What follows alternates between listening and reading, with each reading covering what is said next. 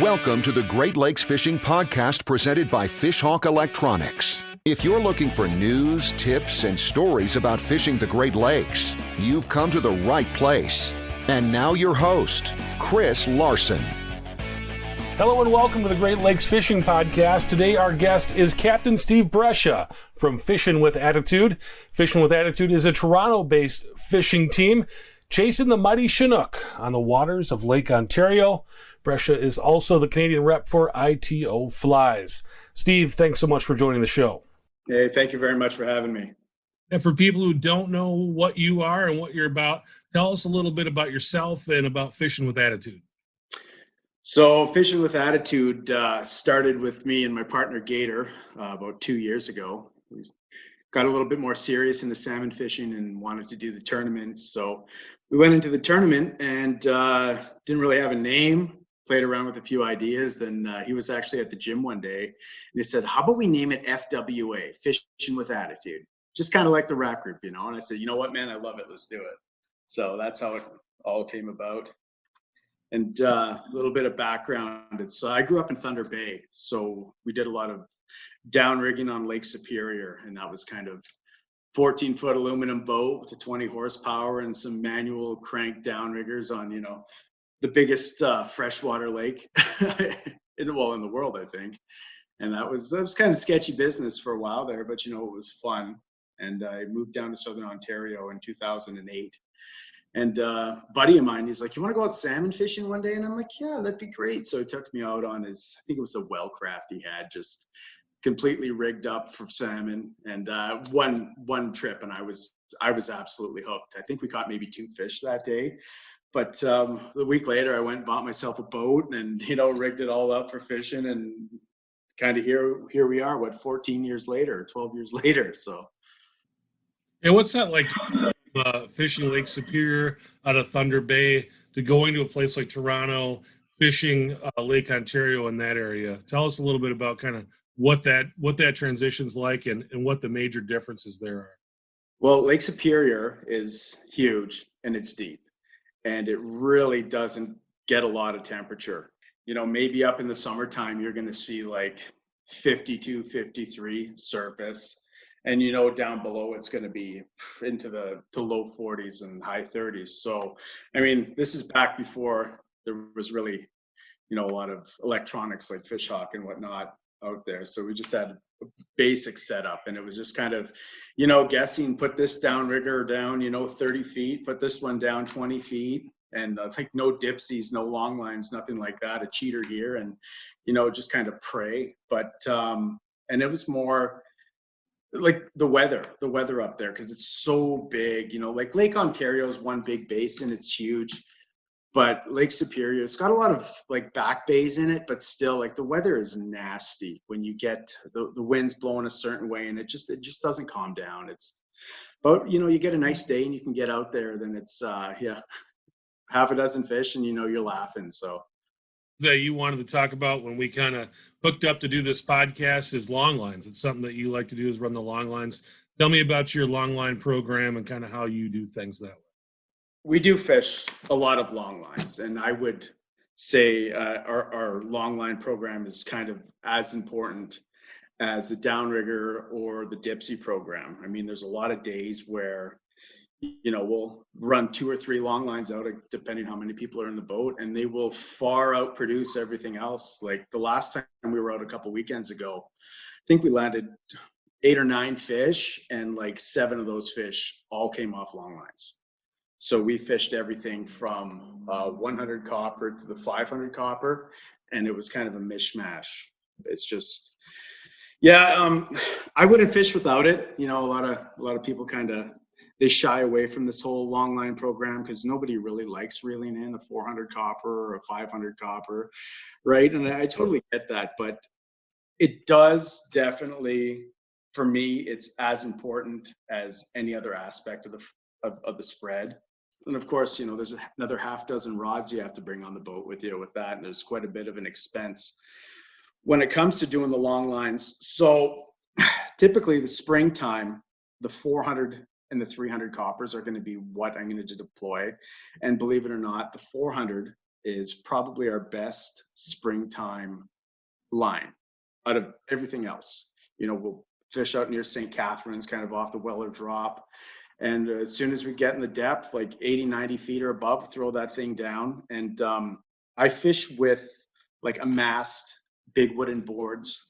And if familiar with that system, to use those Scotty clips with the shower curtain clips, run all your copper out, clip the backing to that, and you can set it as far out on the board line as you want. But that kind of, when the fish bites, it's a direct fight. You don't have to worry about reeling in, 100 feet of line plus whatever the fish took off, taking the board off, then getting another 300 to 400 feet of copper in the boat. I think that, people that aren't doing this are really missing out.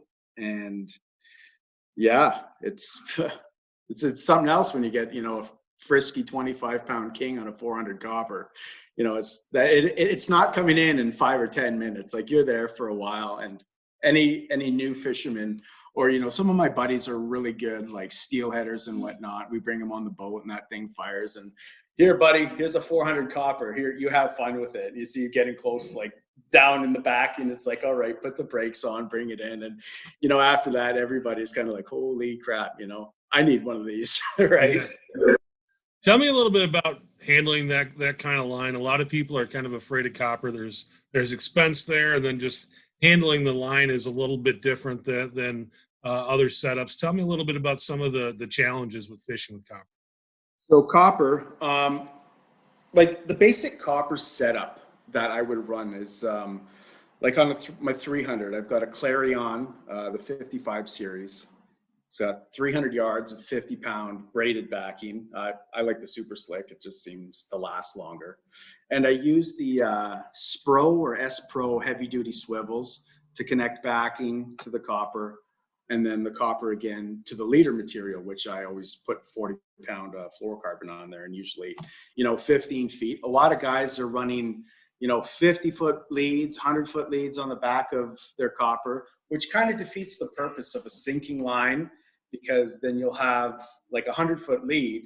If your 400 copper's down 80 feet and the 100-foot lead, like maybe that line's only down, 60 feet where the spoon is, right? So I run a shorter lead, just so kind of when you get the fish to the back of the boat, there's a couple wraps a leader that it's already on the reel, then you just give it a good pull and the fish is in the net, right?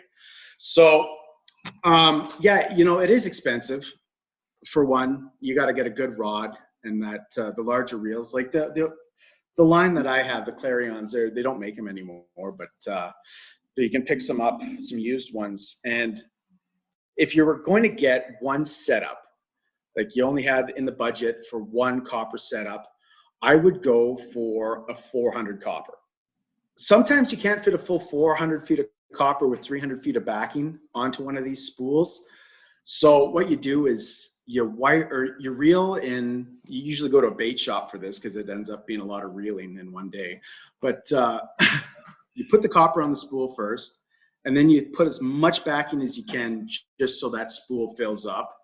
You run all that line off. You got to transfer it again to another spool, and then you can put it on the reel. So sometimes you're only going to get maybe 200 yards or 240 yards, but you do want a lot of backing because you don't want to really put the gears to this fish. You want to have your drag pretty loose on this, so that when they do run, that copper's got no stretch. So you want the rod tip and you want the drag to let the fish kind of run and not really put a lot of pull on the hook in its mouth. Because even with long lines, like sometimes you're dropping more fish than you're catching, but if you're landing every 3 out of 4 on a long line, you're doing pretty good.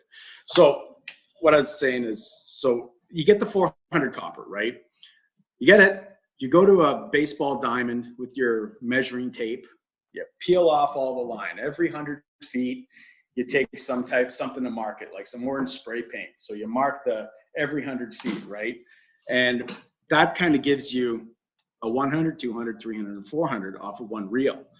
And if you run that right down the chute of your boat, which is kind of a pain in the butt because, you get a fish that starts thrashing at the back of the boat, you're going to get tangled every time. And even, sometimes you get a good dipsy hit And even if that copper is out way on a board and you get that dipsy hit, you're still getting tangled in it. So it's kind of one of those things that, just expect it. It's going to happen. When it does, like keep your head down and just go through it. But copper is tricky because it's very malleable, right? So getting kinks in the line, just from bringing it on and off the spool, like it'll get that twist in it just from being wound on the spool. So you really got to kind of keep an eye on it. I always, when I'm reeling it in, I kind of feed it through my fingers every once in a while, just to feel if there is, a kink, which, most of the kinks you can just kind of gently unwind and kind of like unkink it and give that line a twist again. And most of the time that'll solve the kink problem. But, it's just kind of, it's, you got to pay attention. They make a weighted steel. I've never tried it. A lot of guys love it. That's a lot more user-friendly, but, I'm kind of, it's hard to teach an old dog new tricks, right? I like my copper. So that's what I say. And, 45-pound copper. That's the other thing. About what you got on the business end of that, what are you usually fishing with at the end of your long lines? I can't tell you. That's a secret. No. So typically, end of the long lines, we're always running a spoon program. Like I've pulled, full-size rotators, meat rigs behind them, and like you get a fish on there. And even reeling the line in by itself with a full-size rotator on a copper like that, it's a lot. It's a lot. But typically we'll run spoons, a spoon program. Obviously the spoon's going to vary depending on how much light there is, if it's sunny, first light, overcast, that type of thing. But, it's spoons, man. And you get a real good variety of spoons in your box. And then you kind of just rifle through all of them in a day, and that, you'll figure out what's working on there. But typically when it's sunny, you're going to want something really flashy. And let's talk about that a little bit. Yeah. Talk about your colors and kind of what you're into and how you choose what you're going to put on there as far as colors go. So colors, yeah, it's that's more or less everybody's personal preference when it comes to colors. Like what I do is, and I don't think there's any right or wrong to it of when you should fish one color and when you should fish another. So first thing in the morning, we're out there, the sun's not up. You got to put glow down. Glow, anything with a large chunk of glow on it, like a more solid color as well, like a white or a yellow or a lime green with a big chunk of glow strip on it. And then, whether using like meat or rockets are really good for the first light too, because you can charge them up with the UV light, and that gives the fish at least a good target to hit. And then kind of when the day light starts coming out and the sunshine burns that orange morning sun color off, that's kind of my cue to do another change up. So depending on the day, like if it's going to be a really sunny day, I'll put something incredibly flashy out. Like say if we're doing like two dipsies and two riggers, right? So on one of the dipsies, I'm going to put something high and super flashy, like all chrome, some green dots on it or some black dots or something like that. Cut back on the glows, but I'm also going to put something that's more of like a translucent type color on it too, so like say a clear paddle with just one strip of UV on it. And that UV, whether it's like a crushed UV or a slick UV, that's, the last like 10 years ago, they never had that, right? So I'm a fan of the crushed myself. I just think like when you look at a presentation in the water, you drop your cannonball down 5 feet or whatever, and you see it spin and you see how the light hits it, that crushed is just really, it's kind of like, it's almost like a fish scale too, right? So just having a variety in the spread for what the light condition is, Gold's another really good one for a highlight kind of condition. And white is one of those colors that I find works, it'll work good in low light. It'll work good in, a highlight condition or overcast, but there's really no rhyme, no reason, right? You got to play with your different color selections. But for me, if we're fishing deep as well, I'm going to use something that's like a half glow and a half flash, usually with like a white board with kind of like a mirage colored Twinkie set and maybe a glow head with meat. So down in the deep water where there's not a lot of, where there's a lot of light, I find, just that little tiny bit of flash on one side and the glow on the other side, that's what's really, worked for me in the past. And very cool. A little bit about your boat, kind of what you're running, how you got everything set up in the boat. What does that look like when you're out there either fishing in a tournament or getting ready for a tournament? Okay, so we're lucky enough that we just were able to get, I picked up a Lund 2150 Baron Magnum. So it's spent few days early this month or last month rigging it up. A lot of tracks. We've got Scotty downriggers. We run those in the track system. The good aluminum rod holders. I know that a lot of guys run the plastic type things, and I'm very paranoid running my rigs in plastic because we have like mooching reels and whatnot that we use, and those things they're not a reel that I really want to lose, right? So I'm just very comfortable having everything in like a good aluminum type rod holder, right? So we'll fish the riggers right off the back of the boat. The dipsies will be right off the side. The long lines have some rod trees that we run those out of. And yeah, as for electronics wise, of course, I've got the Fish Hawk. I don't know if you ever heard of that device. Well, what's that all about? Shock. Oh, it's these guys of the States make it. It's all right. It kind of tells you speed and temperature. It's a good product to have. Look them up. Yeah. Tell me about the other electronics you have on board. Simrad. I'm a big fan of the Simrad stuff. I've got the Go 9, and it's got the Drive Pilot hydraulic as well. So I mean, you hit a button and like an autopilot. If you've never fished with one before, it is an absolute. You will love your life so much better having an autopilot on board, that you hit the button, everything's controlled on the screen. You want to go left, you want to go right, you just hit it right on your graph screen, and away she goes. It's beautiful. That's pretty much it. I have an iTroll as well, which is the throttle controller for the kicker, and that's also if you have whether the tiller handle. You had my Prince Craft had the tiller handle on it, and I was always yelling at Gator to speed up, slow down, speed up, slow down. And you could have that sweet spot was really, really difficult to get, right? And now with the remote style kicker, the sweet spot it's hard to find too, because if you're in the current or you're in some waves, you just got to constantly think. So that iTroll is like it's just like you're turning up the volume on your car stereo, right? And it's such a slight increment that it adjusts it. Like I just picked it up this year, and I don't know why I didn't buy it 2 years ago, because this thing's phenomenal, right? So, and other than that, it's just I'm a one graph kind of guy. Some guys have 2 graphs this, but the 9-inch screen is big enough that I can have the autopilot control, the charts, and the depth all in kind of one package, and I can still see over my dash. Steve, tell me a little bit about the areas you're fishing.